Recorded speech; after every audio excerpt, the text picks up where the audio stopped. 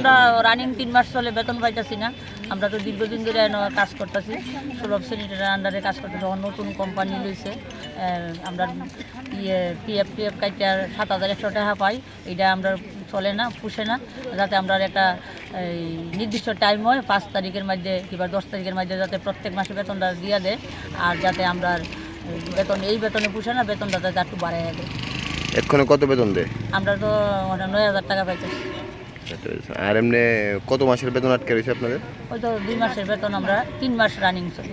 3 মাসের শেষ হওয়ার তারপরে পথে যারা কোম্পানিকে জিজ্ঞাসা করছেন না তো জিজ্ঞাসা করছি, মালিক কইতেছে বিল পাইছি না, বিল না পাইলে কইতে দিব। কোম্পানির জিজ্ঞাসা করছি, প্লাস এখানে আরমুজে যিনি তাইনে চালায় তাইনেরও জিজ্ঞাসা করছি।